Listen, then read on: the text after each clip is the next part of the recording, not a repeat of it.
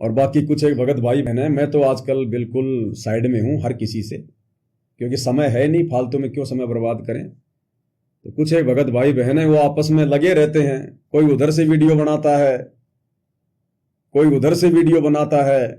अब दास देखता तो नहीं, लेकिन आ जाता है सामने, जब यूट्यूब वगैरह चलाते हैं, फेसबुक चलाते हैं, तो दास देखता नहीं। क्यों देखूं मैं, फालतू में समय बर्बाद क्यों करूं। गोबर को अगर छेड़ोगे तो बदबू मारेगा। तो मेरी उन सभी भगत भाई बहनों से निवेदन है, चाहे वो सात संगति वाले हों और चाहे वो दूसरे भगत भाई बहन हों जो सात संगति से भाग गए थे, आज वो फालतू में ना घर के ना घाट के अपना समय और क्षमा से बर्बाद कर रहे हैं वीडियो बना बना के, कोई लेना देना नहीं। उन सभी भाई बहनों से मेरे तो हाथ जोड़ के प्रार्थना है, अगर कुछ करना ही है तो इस प्रकार से गुरु जी की महिमा करो। गुरु जी की इतनी पुस्तकें हैं, उनके ऊपर वीडियो बनाओ। गुरु जी की इतनी वाणियां हैं, उनके ऊपर वीडियो बनाओ। भगत भाई बहनों के इतने इंटरव्यू हैं, उनके ऊपर वीडियो बनाओ। गुरु जी के इतने शब्द हैं, उनको खोल खोल के समझाओ अपने भगत भाई बहनों को। तुम्हारी आत्मा भी भक्ति से ताकतवर बनेगी और भाई बहनों की भी रुचि बनेगी तुम्हारी वीडियो देखने में। और तुम मारते हो इंजेक्शन, वो ये फलाना ये, इनमें कोई सच्चाई नहीं है। पवन दास जो वीडियो बनाता है मैनेजमेंट के खिलाफ, वो बिल्कुल सत्य है, परम सत्य है, क्योंकि वहां काल बैठा है और काल से लड़ाई करना है तो गुरु अपने भगत को सिखाता है। और वो भी हम एक मर्यादा में रह के बोलते हैं, तुम्हारी तरह नहीं मन में राग द्वेष पैदा करके नहीं करते हम। गुरु जी के बेटा बेटी भाई बंधु रिश्तेदार कोऑर्डिनेटर हमारे कोई शत्रु नहीं है, हमारे खुद के सगे भाई बहनों से हमारे लिए है वो। लेकिन वो जो कार्य जो गलत कर रहे हैं, तो गलत कार्यों के लिए तो भाई बोला जाएगा। और तुम लोग जो वीडियो बनाते हो मुझ पवन दास के खिलाफ, तुम लोग अंदर से सिकंदर लोधी की तरह उस जलन के रोग के रोगी हो चुके हो। तुम्हारे अंदर ईर्ष्या भाव है। और परमात्मा की वाणी झूठ नहीं हो सकती कि राज त्यागना सहज है, सहज नारी का ने, मान बढ़ाई ईर्ष्या दुर्लभ तजनाइए। अरे जब ये पवन दास के साथ तुम थे, जब तुम साथ संगति में थे 4-4 साल 5-5 साल, तब तुम्हें पवन दास एक नंबर का भगत दिखाई देता था। तुम्हें कभी पवन दास में कोई बुराई नजर नहीं आई, कोई अवगुण नजर नहीं आया।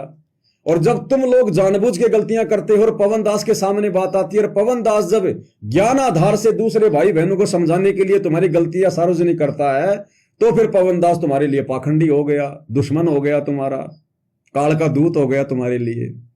तो भाई और बहनों, अपने मन को डांटो, इस पापी मन को समझाओ, तुम्हारे ये कर्म फुड़वा रहा है। भक्तों की निंदा तुम्हारे कर्म फुड़वा रही है। तुम लोग जो बोल रहे हो ना, वो निंदा में आता है, निंदा में राग द्वेष में आके बोल रहे हो तुम। इस दास में गुरुदेव के आशीर्वाद से ऐसा कोई अवगुण नहीं है, कोई दोष नहीं है जो तुम दास के खिलाफ एक शब्द भी बोलो। लेकिन जो तुम बोल रहे हो ना, तुम नहीं बोल रहे, काल बुलवा रहा है, तुम्हारे कर्म फुड़वा रहा है, क्योंकि तुम सात संगति से नीचे गिर चुके हो। तुम ना इधर के ना उधर के। तो मैं तो भाई प्रार्थना कर सकता हूं, अगर कुछ करना है तो गुरु का गुणगान करो, गुरु की महिमा करो। सारा दिन तुम पवन दास का चिंतन मनन करते हो, पवन दास का तुम जो है मतलब गुणगान करते हो लाइव में, 1-1 घंटे 1.5 घंटे तुम पवन दास का ही तुम जो है मतलब गुणगान करते हो। अरे 1-1.5 घंटा रोजाना अपने गुरु जी का गुणगान करो, तुम्हें भी कुछ मिलेगा और सुनने वाले को भी कुछ मिलेगा। पवन दास के प्रति व्यर्थ में थूक बिलोने से क्या मिलेगा भाई। मेरी तो सेहत पे कोई फर्क पड़ना नहीं है। और जिन भगत भाई बहनों को ये बात समझ में आ गई ना, उनके ऊपर तुम्हारी इन बातों का कोई फर्क पड़ना है, उल्टा तुम ही अपने कर्म बिगाड़ रहे हो। तो विनती है, प्रार्थना है, बाकी भाई यार जोर जबरदस्ती किसी के ऊपर नहीं कर सकते, क्योंकि काल का भी तो प्रभाव है तगड़ा, वो भी तो बराबर की लड़ाई लड़ेगा ना। एक आधे जो कमजोर होंगे वो तुम्हारी बातों में आके अपना धर्म कर्म खराब कर लेंगे, तो काल का भी तो भाई जाल बराबर चलता है ना। तो केवल इतनी विनती है, बाकी और कुछ नहीं है। तो भाई और बहन, आज के लाइव वीडियो में केवल इतना ही। अब देखो, आज तो हम विशेष संदेश को छेड़ भी नहीं पाए, विशेष संदेश को आज तो हम छेड़ भी नहीं पाए। खाली मुश्किल से 5 या 7 सेकंड का चला होगा कि चल हंसा उस लोक पठाऊं आदि अमर स्थाना। और गुरुदेव भगवान ने उन 2 शब्दों पे, क्योंकि ये परमात्मा है भाई और बहनों, 7 समुद्र की मसी करूं लेखनी करूं बंदराए, और शब्द धरती का कागज करूं सतगुरु गुण लिखा ना जाए। तो इसकी महिमा कैसे की जा सकती है। हम तो अंश मात्र भी नहीं कर सकते, अंश मात्र भी, अगर 100 साल भी रहेंगे तो अंश मात्र भी। इतनी विशाल महिमा है सतगुरु रामपाल जी भगवान की। तो देखो कैसे 10-15 सेकंड के छोटे से गुरुदेव के मुखारविंद से बोले गए वचन पर और तकरीबन 2 घंटे के आसपास की हमारी साथ संगति हो गई है, 2-2.5 घंटे की। तो दया है परमात्मा की भाई और बहनों, हमने जगत को भी नहीं देखना और भक्तों को भी नहीं देखना, कौन अपने कर्म बिगाड़ रहा है, कौन अपने कर्म फोड़ रहा है। अगर गुरुदेव के ज्ञान और विधान के अनुसार है तो अच्छी बात है, बाकी किसी की बातों को ना सुनो ना ध्यान दो, कोई लेना देना नहीं है सिवाय अपने कर्म फोड़ने के। बाकी आनंद तो आएगा परमात्मा की महिमा में, आनंद तो आएगा परमात्मा की चर्चा में, अन्यथा ये आत्मा फिर आपकी भी उनके जैसी हो जाएगी धीरे धीरे।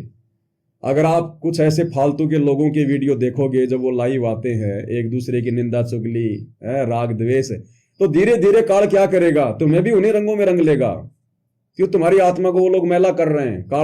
वो काल का दाव है, वो काल प्रेरणा से कर रहे हैं, तुम्हारे को भी अपने रंग में रंग लेंगे वो। तुम सारा दिन में थोड़ी बहुत भक्ति करते हो और शाम को बैठ के उसके वीडियो देख के तुम जो है की निंदा सुन लेते हो।